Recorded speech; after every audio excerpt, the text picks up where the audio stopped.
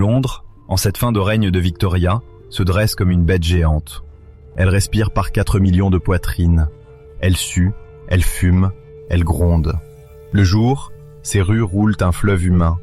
La nuit, ce fleuve se retire et laisse derrière lui des mares d'ombre, des odeurs de charbon brûlé, de bière renversée, de chair fatiguée.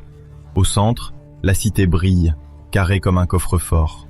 À l'est, là où la lumière faiblit, l'East End s'enfonce dans une pénombre tenace. Whitechapel et Spitalfields sont les faubourgs de cette ombre. Un labyrinthe de maisons serrées, de façades décrépites, de courettes sans air. Les lodging houses, maisons de chambre bon marché, se collent l'une à l'autre. Escaliers étroits, paliers gorgés de fumée et de cris. Dans ces cachots verticaux, on paie son lit à la nuit. Pas une semaine, pas un mois, une nuit. Un matelas partagé, une paillasse, un coin de planche. Au moindre retard, la rue reprend ceux qui n'ont pas de quoi payer. Là, dans ces cours intérieures, l'odeur du linge humide se mêle à celle des eaux sales. Les ruelles sont si étroites que 2 fiacres ne s'y croisent pas. On y marche à pied, on y titube, on y disparaît. Un brouillard jaune s'y glisse, s'accroche aux pierres, étouffe les réverbères au gaz. La flamme vacille, bave sur la brique, puis refuse d'aller plus loin. Derrière ce maigre halo, l'obscurité règne. Dans l'East End, la misère n'est pas une abstraction. Elle a des visages, des mains crevassées, des ventres vides. Le chômage ronge. Les journaliers attendent, collés contre les grilles des docks. On les choisit le matin, on les jette le soir. Dockers, ouvriers du textile, manutentionnaires, porteurs, toutes ces vies pendent à un geste de contremaître. Une journée sans travail, et c'est le lit perdu. 2 journées, et c'est la soupe populaire. 3, et c'est la porte de la workhouse. La workhouse, comme la Whitechapel Union Workhouse, se tient là, monument de pierre froide. Elle accueille, mais brise. Qui y entre renonce à son dernier lambeau de fierté. Les familles y sont séparées. Les hommes d'un côté, les femmes de l'autre, les enfants ailleurs. On y reçoit un toit, oui, et un peu de nourriture. On y laisse son nom, sa liberté, son regard droit. Le pauvre de l'East End marche toujours entre 2 terreurs, la rue et la maison de travail. Dans cette fièvre, le crime se faufile comme un serpent dans une cave. La Metropolitan Police existe déjà, austère armée en uniforme bleu. Depuis 1829, elle patrouille, calcule, consigne. Whitechapel relève de la division H, Bethnal Green de la division J. Les constables sillonnent les rues, bâtons à la main, lanterne au poing. Mais leurs pas ne suffisent pas à couvrir le dédale des ruelles, des cours, des passages dont même les habitants ignorent parfois toutes les issues. La nuit, les prostituées de rue sortent, nombreuses. Elles n'ont souvent ni foyer, ni mari, ni toit assuré. Elles se louent pour quelques pence. Un lit, un verre, un morceau de pain. Elles arpentent Whitechapel Road, Commercial Street, Dorset Street, Hanbury Street. Elles connaissent l'ombre comme d'autres connaissent la mer. Les registres, les rapports, les témoins parlent. Elles sont légion, anonymes, vulnérables, prêtes à suivre un inconnu si la promesse d'une pièce brille au bout de la phrase. Au-dessus de cette ville écartelée entre luxe et misère, une organisation veille et chancelle. La Metropolitan Police se dresse en grande machine hiérarchique. À son sommet, en 1888, un homme, Sir Charles Warren, commissionneur. Ancien soldat, discipliné, inflexible. Sous lui, les superintendants dirigent chaque division. Pour la division H, Whitechapel, le nom qui compte est Thomas Arnold. Autour de lui, une chaîne d'inspecteurs, de sergents, de simples constables. Chacun consigne ce qu'il voit. Chacun ignore encore quel ouragan approche. Mais Londres n'est pas une ville unique. En son cœur, la cité, le Square Mile, vit sous un autre sceptre. La City of London Police y règne, force distincte, orgueil jaloux. Son propre commissionneur, James Monroe, puis ceux qui lui succèdent, ses propres enquêteurs, ses propres méthodes, son propre parquet. À la frontière invisible où l'East End touche la cité, 2 pouvoirs se toisent. Cette ligne, qui aujourd'hui ne semble qu'un détail administratif, va bientôt trancher l'enquête comme un couteau tranche une gorge. Les pratiques d'enquête, elles, sortent à peine de l'enfance. Pas d'empreinte digitale, pas de registre d'ADN, pas de laboratoire lumineux où des hommes en blouse blanche décryptent des fibres et des traces. La photographie de scènes de crime existe, mais elle reste rare, parfois maladroite. On dessine plus qu'on ne photographie. On décrit, on consigne. Les surgeons, chirurgicalement formés, ouvrent les corps à la morgue. Ils parlent de carotides sectionnées, d'organes absents, de temps nécessaire pour mutiler. Les coronaires tiennent leurs inquêtes, enquête publique avec jury.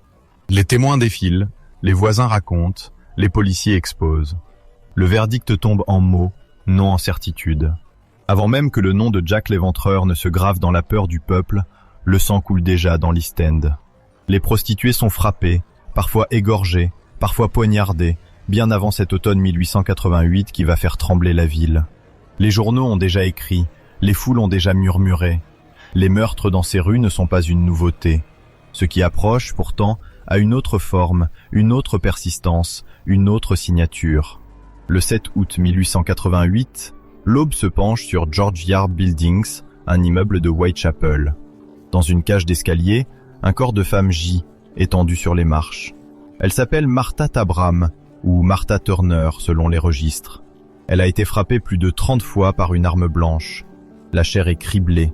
La violence est sauvage, obstinée.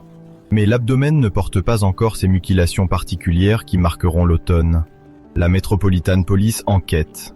On interroge, on inspecte la cage d'escalier, on scrute la nuit. Des voix déjà chuchotent que peut-être, là, un même monstre a commencé son œuvre. D'autres refusent ce lien. Rien n'est prouvé. La question reste en suspens, comme une ombre en embuscade. Parmi celles que l'histoire appellera plus tard les « victimes canoniques », la vie se déroule déjà, fragile, cabossée, avant que le destin ne les cueille. Mary Ann Nichols, qu'on appelle Polly, née en 1845 à Londres sous le nom de Walker. Elle se marie à William Nichols, met au monde plusieurs enfants. Mais le lien se brise.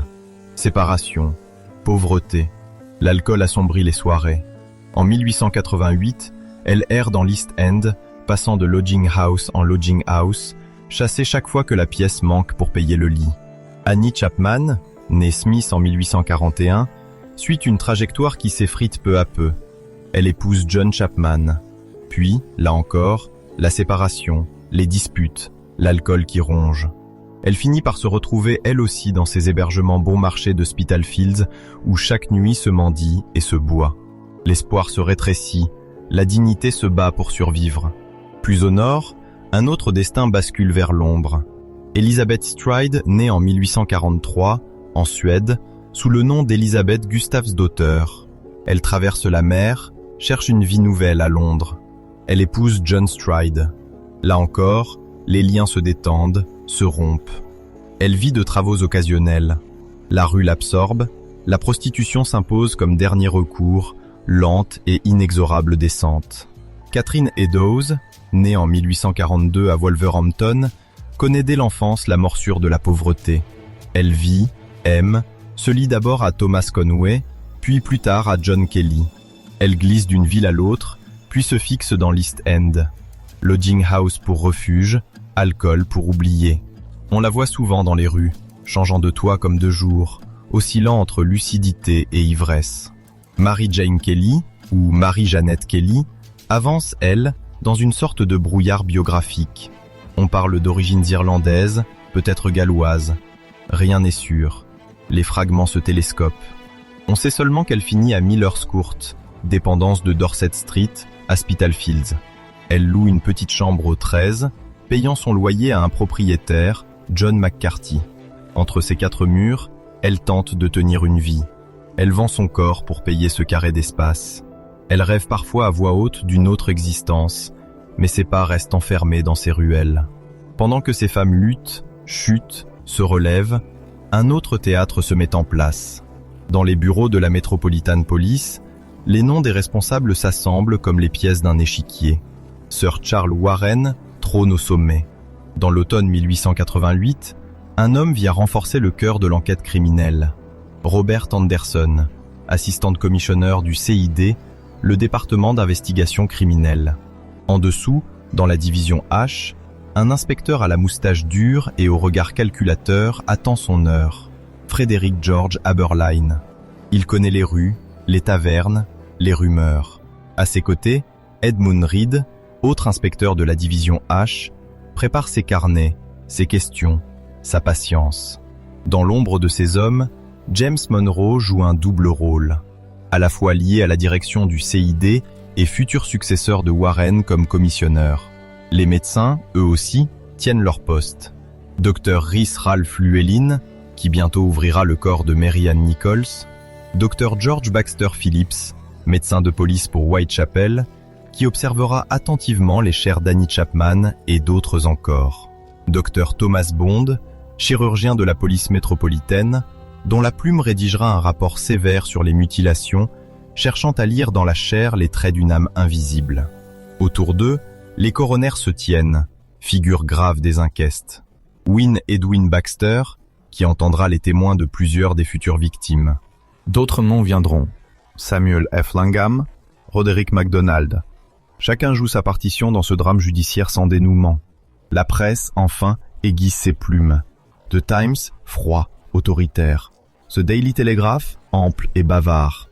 The Star, plus agressif. The Evening News, vif, avide de scoop. The Illustrated Police News, friand d'images, de gravures frappantes, de scènes de crimes spectaculaires. Ces journaux partagent déjà une habitude, courir après le sang, les détails, les rumeurs. Ils s'apprêtent à devenir les tambours assourdissants d'une hystérie collective. Alors, dans cette ville à bout de souffle, quelque chose se lève. Ce n'est pas un vent, c'est une présence.